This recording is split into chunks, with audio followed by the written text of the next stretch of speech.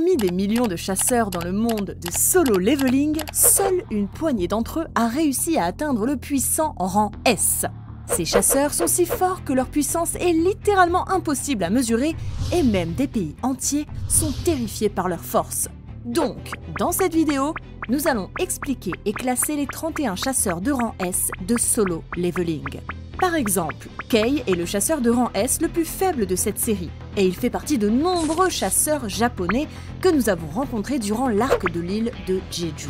En raison de son nez très sensible au mana, il doit porter un masque à gaz en permanence afin de ne pas vomir lorsqu'il est près d'autres chasseurs. Cependant, cela a aussi ses bons côtés, car cela permet à Kei de sentir facilement les ennemis approcher de loin, bien plus rapidement que les autres chasseurs. Kei est de la classe mage, et il se spécialise dans la magie de glace, comme on l'a vu lorsqu'il a érigé un mur de glace pour séparer Goto et Jinwoo quand leur combat a dégénéré. Et aussi, lorsqu'il a créé un mur de glace encore plus grand pour se défendre contre le roi des fourmis, bien que cela ne se soit pas très bien terminé pour lui. Un de fait, encore 30 à traiter, et chaque nouveau chasseur sera plus puissant que le précédent jusqu'à ce que nous atteignions finalement les plus forts. Pour l'instant, continuons avec l'ami de Kei, Ippei. Ippei est un autre chasseur japonais de rang S introduit durant l'arc de l'île de Jeju. Il ressemble à votre type de gars Eiji, générique, portant une capuche en permanence, des cheveux noirs et des cernes autour des yeux. Il a aussi un sens de l'humour très sec et ne parle pas beaucoup. Sans blague, Ippei n'a pas vraiment de capacité cool comme la majorité des autres chasseurs, mais il est plutôt rapide.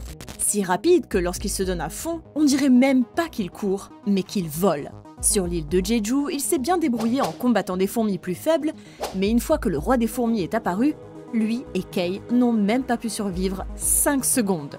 Hyunsuk. Hyunsuk est le premier chasseur coréen de la liste et ferait partie des rangs S les plus oubliables s'il ne l'avait pas mis dans les 20 premières secondes de l'anime. Oui, c'est ce type-là. Hyunsuk se bat en utilisant des griffes électriques semblables à celles de Wolverine, comme on l'a vu lorsqu'il a combattu lors du 3e raid de l'île de Jeju avec Beck et Min. Maintenant, bien qu'on ne sait pas comment Hyunsuk est mort durant ce raid, nous savons que ça a traumatisé Min et l'a poussé à arrêter complètement la chasse. Sa mort a aussi réellement démoralisé le gouvernement coréen et les a poussés à cesser d'essayer de reprendre l'île de Jeju. Maintenant, bien que vous puissiez penser qu'il doit être le chasseur le plus faible de cette liste, puisqu'il est mort en combattant des fourmis ordinaires, je ne pense pas que ce soit vrai. Et il est plus probable qu'il ait été pris par une attaque surprise ou quelque chose du genre. Autrement, Min aurait pu simplement le soigner. Saviez-vous qu'il n'y a que 2 guérisseurs de rang S dans toute la série? Oui, c'est vrai. Et l'une d'elles est Takari Shimizu. Akari a des cheveux orange courts et des yeux orange. Mais ne laissez pas sa classe et son apparence vous tromper, car cette fille est une imposture. Non seulement on ne la voit jamais réellement soigner qui que ce soit, mais au lieu d'un livre, d'une baguette ou quelque chose que vous imagineriez qu'un guérisseur utilise comme arme, elle manie une hache de combat géante qui est plus grande qu'elle.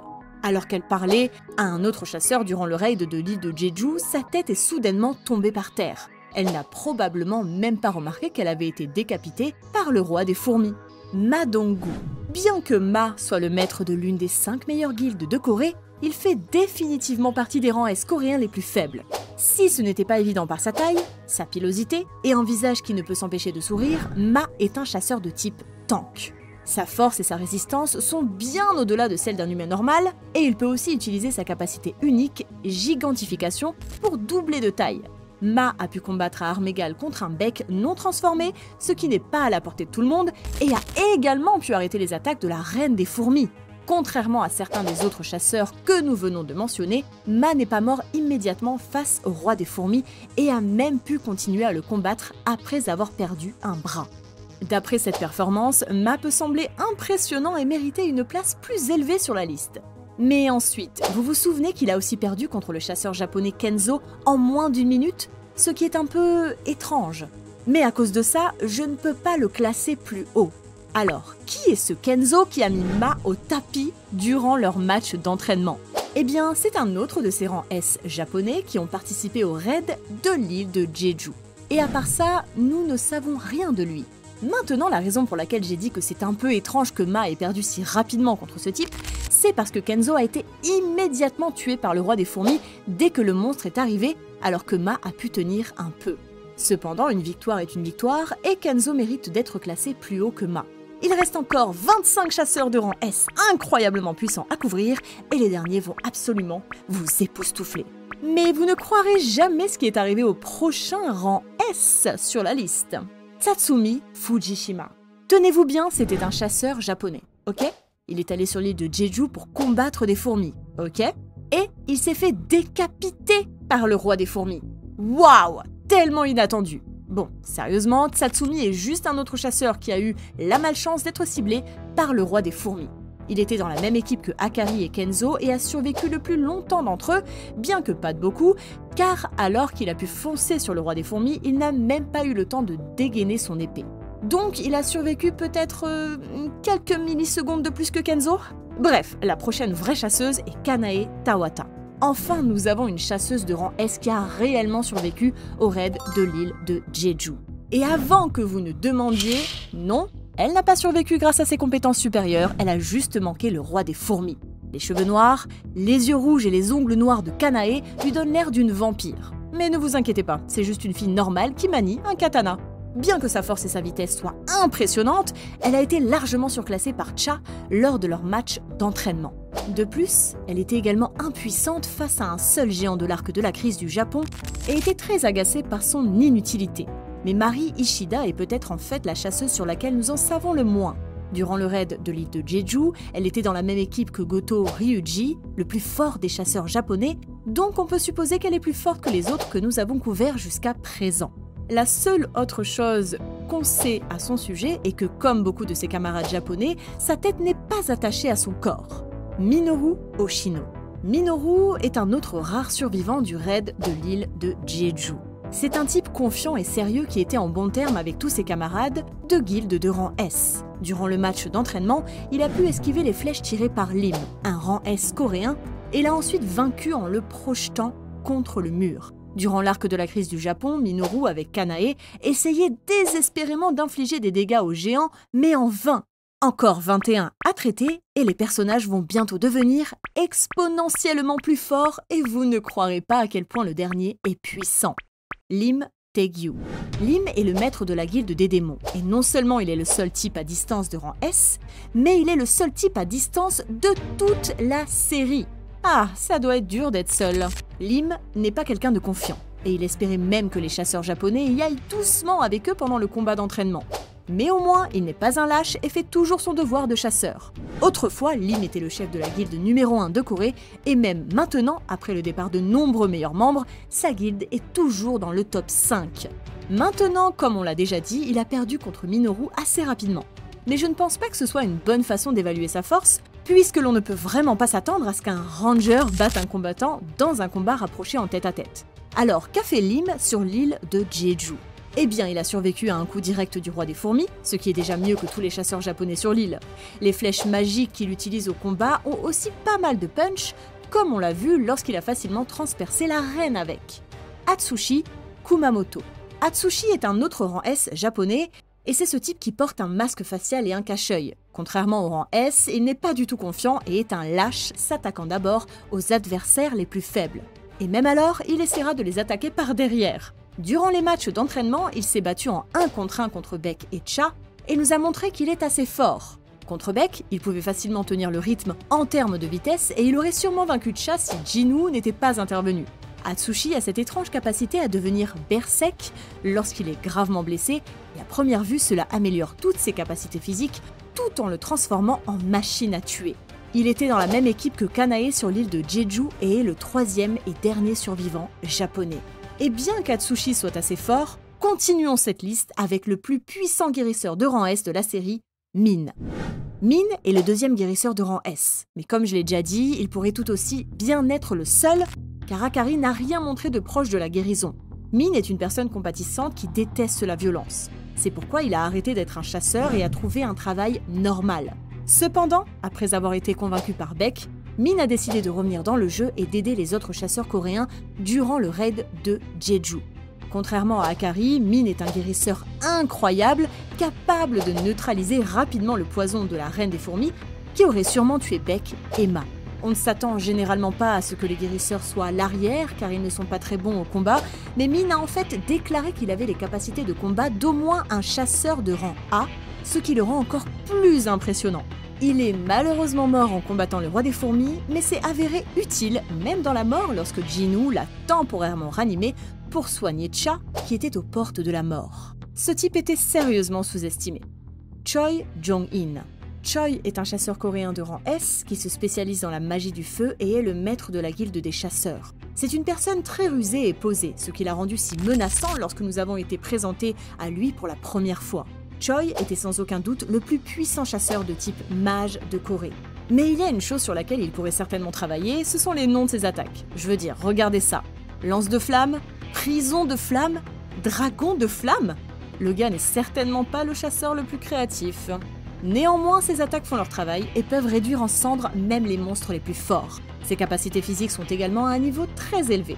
On a vu sa durabilité lors de sa bataille avec le roi des fourmis, où il a pu rester conscient après avoir subi un coup mortel, et nous avons vu à quel point il était rapide lorsqu'il a pu réagir rapidement et esquiver l'attaque de vision thermique de la statue de Dieu. En fin de compte, le gars mérite sans aucun doute d'être le chef de la guilde numéro 1 en Corée. Baek Yun-ho. Baek est un chasseur coréen qui se spécialise dans la magie de transformation et est également le maître de la guilde du tigre blanc. L'une des capacités les plus impressionnantes de Baek s'appelle l'œil de la bête et elle lui permet de mesurer avec précision le niveau de puissance des monstres ou d'autres chasseurs. Cette capacité est si perfectionnée qu'il a même pu deviner que Jinwoo a le pouvoir de devenir continuellement plus fort. Malgré sa force physique déjà impressionnante, Baek a également une capacité vraiment unique de se transformer en un monstre ressemblant à un tigre. Sous cette forme, sa vitesse et sa force sont considérablement augmentées et même Atsushi a eu peur lorsque Baek s'est transformé. Bien que, pour être juste, il n'est pas si difficile d'effrayer Atsushi. Maintenant, on ne sait pas vraiment à quel point Baek est fort, mais compte tenu de sa rivalité avec Choi, qui est l'un des plus puissants chasseurs coréens, Baek devrait également se classer assez haut. Avec Baek couvert, nous sommes exactement à mi-chemin de cette vidéo et bien que certains des personnages jusqu'à présent étaient assez impressionnants, ce n'est rien comparé aux monstres que nous allons commencer à couvrir maintenant. Reiji Sugimoto. Reiji était le vice-maître de la guilde de l'épée tirée, qui était la guilde la plus forte du Japon et la deuxième plus forte de toute l'Asie.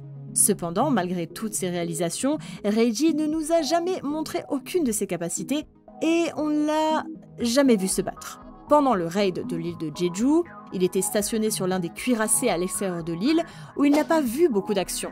Et plus tard, lors de la crise du Japon, on l'a vu commander certains des membres de la guilde sans participer au combat. Néanmoins, considérant qu'il devrait être le deuxième plus fort chasseur du Japon, je pense que la 16e place sur la liste est appropriée pour lui. Cha Hein. Avant que Sung Jinwoo n'entre en scène, Cha était la plus forte chasseuse de la guilde la plus forte de Corée. Et sans aucun doute la plus grande chasseuse active de Corée. Cha est une femme très diligente qui se soucie beaucoup de la vie de ceux qui l'entourent, comme le montre la façon dont elle a développé l'habitude de patrouiller le repère du boss pendant les raids de sa guilde afin d'assurer leur sécurité. L'une de ses capacités les plus impressionnantes s'appelle épée de lumière, et comme son nom l'indique, elle lui permet de transformer son épée en lumière pure, augmentant considérablement sa puissance de coupe. Elle peut également se déplacer à de grandes vitesses et est bien connue au sein de la communauté des chasseurs coréens pour sa rapidité au combat. En plus de la force et de la vitesse, Cha a également une perception incroyable. Dès qu'elle a rencontré Jinwoo pour la première fois, elle a pu dire que quelque chose n'allait pas avec lui. Même l'arrogant Goto Ryuji l'a considérée comme compétente. Et même le roi des fourmis savait qu'elle était une menace et a décidé de l'éliminer rapidement. Hwang Dong-soo. Bien que Hwang soit une brute et abuse constamment de ceux qui sont plus faibles que lui, il faut lui reconnaître que le gars est assez fort. Il faisait partie de la seule guilde la plus forte du monde entier, et même dans cette guilde, il était parmi les plus forts chasseurs de rang S. À un moment de sa vie, Hwang a rencontré Norma Selner et elle a proposé d'améliorer ses pouvoirs en utilisant ses capacités, ce qui a augmenté sa force déjà incroyable d'environ 30%. Bien que Hwang n'ait pas montré de capacité unique lors de sa bataille contre Jinwoo, il était clair que sa force physique et son endurance sont à un niveau très élevé, car il a réussi à se relever et à continuer à se battre, même après que Jinwoo l'ait brutalement maîtrisé. En fin de compte, il était évident qu'il était bien en dessous de Jinwoo et a été rapidement tué par lui. Ah, aussi, une fois que Jinwoo l'a transformé en soldat de l'ombre, il a commencé comme une invocation de classe générale, tout comme Beru, le roi des fourmis, ce qui prouve encore à quel point il était puissant. Yuri Orlov. Yuri Orlov était un chasseur russe de rang S qui se spécialisait dans la magie de soutien, plus précisément dans les barrières. Yuri est facilement le chasseur de type mage le plus compétent qu'on ait vu dans l'histoire. Et cela est également évident par la facilité avec laquelle il a pu complètement maîtriser deux chasseurs de rang S, Kanae et Oshino, et les empêcher de bouger. Lorsqu'une porte de rang S est apparue soudainement à Tokyo, Orlov a été l'un des premiers chasseurs étrangers à répondre aux appels à l'aide du gouvernement japonais. Il a proposé de bloquer la porte en échange d'une somme ridicule de 10 millions de dollars par jour. Cependant, malgré le lancement de sa barrière signature, cette dernière n'était pas assez forte pour empêcher les monstres de sortir et elle a été facilement brisée d'un seul coup d'épée. Après cela, Orlov a paniqué et a été rapidement mangé par les géants. Cependant, on doit être indulgent envers Yuri ici, car ce donjon était l'un des plus dangereux de toute la série, et si c'était juste un donjon normal, il serait probablement capable de le contenir. Ok, il nous reste 12 chasseurs, maintenant. Et ces 12 sont les plus forts des plus forts, et la majorité d'entre eux détiennent le titre de plus fort chasseur dans leur pays. Jay Mills. Maintenant, je sais que tout le monde se souvient de Jay comme du gars ignorant, mais il était en fait le plus fort chasseur de tout le Canada. Et croyez-le ou non, il était en fait classé 17e dans le monde entier. Bien qu'on sait très peu de choses sur Jay et ses capacités, il est clair que le gars avait un très mauvais jugement. Il se croyait être le roi et était si confiant qu'il pensait pouvoir se battre contre Antares, qui est fondamentalement l'un des êtres les plus forts qui existent. Inutile de dire que c'est la dernière case dans laquelle nous l'avons vu. Goto Ryuji. Goto était le plus fort chasseur du Japon et le maître de la guilde de l'épée tirée, qui était la deuxième plus grande guilde de toute l'Asie. Bien qu'en surface, Goto semblait être un individu calme et posé, en réalité, il était arrogant et trop confiant et était même prêt à sacrifier d'autres chasseurs pour son propre gain. Cependant, malgré son statut de numéro 1 au Japon, Goto n'était pas de taille face à Jinwoo dans un combat, même si Jinwoo n'était qu'autour du niveau 90 à l'époque. De plus, Goto était également incapable de sentir une immense armée d'ombre que Jinwoo dissimulait, montrant qu'il manquait cruellement de compétences de perception. Un peu plus tard, sur l'île de Jeju, Goto a montré de grands réflexes lorsqu'il a réussi à contrer le roi des fourmis lorsque le monstre lui a tendu une embuscade. Cependant, à la fin, il s'est avéré être loin de sa force et a été instantanément vaincu. Go Gun-hee. Go Gun-hee était le président de l'association des chasseurs coréens. Il était autrefois facilement le plus fort chasseur de Corée, mais malheureusement, en raison de son âge avancé, son corps a commencé à perdre sa capacité à gérer sa propre force, et en conséquence, il a été contraint de prendre sa retraite après seulement quelques années de travail en tant que chasseur. Gun-hee était un vaisseau des souverains, ce qui signifie en gros que les souverains, une ancienne race d'êtres, lui ont accordé une force incroyable. Pour cette raison, il avait des capacités telles que l'autorité du souverain, qui lui permet d'utiliser la télékinésie, et la manifestation du corps spirituel, qui lui permet de transformer son corps. Même à son âge avancé, Gun-hee était encore très puissant et pouvait facilement dévier une explosion d'énergie du monarque de Givre à main nue, et a globalement fait étonnamment bien contre lui dans une bataille. Aussi, gardez à l'esprit que les monarques sont les monstres les plus forts de toute la série, beaucoup plus forts que n'importe quel boss de rang S, tel que le roi des fourmis ou Baran, ce qui rend les exploits de Gun-hee d'autant plus impressionnants. Lennart Nierman. Lennart est le plus fort chasseur d'Allemagne et classé 12e au monde. Bien qu'il soit le plus fort chasseur de son pays natal, Lennart n'est pas particulièrement arrogant et est à la fois poli et patient, ce qui ne peut pas vraiment être dit pour la majorité des rangs S. Vous souvenez-vous comment Goto Ryuji, le plus fort chasseur du Japon, ne pouvait même pas sentir la présence des ombres de Jinwoo? Eh bien, Lennart a pu facilement les sentir, prouvant qu'il était bien plus doué que Goto. En ce qui concerne les exploits, Lennart a pu frapper Rakan, l'un des monarques, si fort que cela a laissé le monstre confus. Au combat, Lennart utilise souvent sa puissante capacité appelée charge, qui lui permet de manifester une paire de gantelets autour de ses bras et de tirer des explosions d'énergie de style Dragon Ball sur ses adversaires. Il est difficile de dire avec précision qui est le plus fort entre Lennart et Gun-hee. Mais compte tenu de l'âge avancé de Gun-hee, j'ai décidé de donner à Lennart une place plus élevée sur la liste. Jonas. Jonas était le plus fort chasseur du Brésil et le 6e plus fort du monde entier. Tout comme le président Go Gun-hee, il était aussi un réceptacle des souverains, ce qui signifie qu'il possédait également l'autorité du souverain ainsi que la manifestation corporelle spirituelle. Malheureusement, au moment où nous en apprenons davantage sur lui, il a déjà été tué hors champ par l'un des monarques. Donc la véritable étendue de sa puissance restera toujours un mystère. Jonas était le dernier des rangs S réguliers qu'on couvrira dans cette vidéo. Donc, vous vous demandez probablement maintenant qu'en est-il des 7 derniers personnages? Eh bien, ces personnages restants sont à des kilomètres au-dessus des rangs S réguliers et chacun d'eux est capable de détruire l'armée entière d'une nation à lui seul. Guérisseur de niveau national non nommé. Ce personnage n'a jamais été correctement introduit dans l'histoire. Même son nom n'a jamais été révélé. Néanmoins, on sait qu'il détient le titre de niveau national. Seuls 5 personnages dans toute la série possèdent ce titre, et chacun d'eux a nettoyé au moins une porte de rang S par ses propres moyens. Tout comme Jonas et Go Gun-hee, tous les chasseurs de niveau national sont aussi des réceptacles des souverains. Siddharth Bashkhan. Siddharth est le plus fort chasseur de l'Inde et est le 4e plus fort du monde. Comme pour le précédent chasseur de niveau national, on ne sait vraiment rien de Siddharth, pas même son apparence ou sa classe. Cependant, compte tenu des classements mondiaux qui nous ont été donnés, il devrait être plus fort que le guérisseur non nommé. Christopher Reed. Christopher est le premier chasseur de niveau national sur lequel on a au moins quelques informations. On sait qu'il était classé 3e au monde, et certains pensent même qu'il était le plus fort chasseur d'Amérique. Christopher tirait une grande fierté de ses pouvoirs et fut furieux en apprenant la possibilité qu'il y ait quelqu'un d'assez fort pour le tuer. Le seul combat auquel nous ayons vu Christopher participer a eu lieu durant l'arc de la conférence internationale des guildes, lorsqu'il a été pris en embuscade par 3 monarques chez lui. Il savait que c'était un combat qu'il ne pouvait pas gagner, mais pourtant il s'est donné à fond et s'est transformé en un cyclope géant et flamboyant. Cela fut finalement vain car il fut finalement tué par les monarques.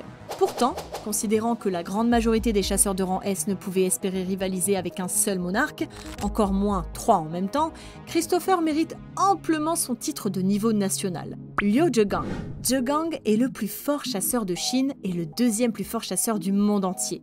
Tout comme Christopher, il est aussi un chasseur de niveau national et sa classe est combattant. Zhegang est arrogant et avide de combat, comme en témoigne sa déception de ne pas avoir pu combattre le roi des fourmis. Cependant, nous l'avons vu combattre un peu des fourmis ordinaires sur la côte est de la Chine, où il en a facilement massacré des centaines d'un seul coup. Durant un combat, Zhegang manie généralement des épées doubles, et en combinaison avec sa capacité explosion d'énergie, il peut créer d'énormes explosions à chaque coup. La différence entre lui et les autres chasseurs de rang S était clairement visible durant l'arc de la crise du Japon, lorsqu'il a facilement tué l'un des géants sortis de la porte, alors que Yuri, l'un des chasseurs de rang S que nous avons précédemment couvert, n'a rien pu faire contre lui et a été rapidement tué. Thomas André. Thomas André est un autre chasseur de niveau national. Il est le plus fort chasseur d'Amérique et le chasseur le mieux classé du monde entier. Il est un chasseur de classe tank, ce qui signifie qu'il est beaucoup plus durable que tous les autres personnages qu'on a couverts jusqu'à présent.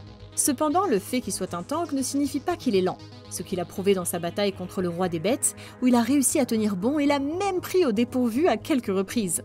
L'une des capacités les plus fortes de Thomas s'appelle renforcement, et elle augmente considérablement sa défense et sa puissance d'attaque, le couvrant de la tête aux pieds d'une armure dorée. La chose la plus impressionnante à propos de cette armure est qu'elle était assez forte pour que même Jinwoo se meurtrisse les mains en la frappant. Il y a aussi Capture, une capacité qui lui permet d'attirer quelqu'un vers lui. Comme Song Jinwoo l'a noté, c'est comme être aspiré par un trou noir. Tout bien considéré, Thomas mérite d'être appelé le chasseur le plus fort du monde. Mais il reste encore 2 personnages à couvrir qui ne se sont jamais vraiment souciés des classements. Mais s'ils l'avaient fait, ils laisseraient Thomas dans la poussière. Song Il-hwan. Hwan est un chasseur coréen de rang S et le père de Jinwoo. Environ 10 ans avant l'histoire principale, il a été piégé à l'intérieur d'un donjon lors d'un raid et présumé mort. Cependant, avant qu'il ne puisse mourir, il fut trouvé par les souverains, qui firent de lui l'un de leurs 7 réceptacles, ce qui augmenta considérablement sa force et fit de lui l'un des plus forts chasseurs du monde. Il a prouvé sa force lors de son combat contre les monarques, où il a pu affronter à la fois le roi des bêtes et le monarque du givre en même temps. Il était assez agile pour esquiver et contrer leurs attaques et a même projeté l'un d'eux à travers plusieurs bâtiments.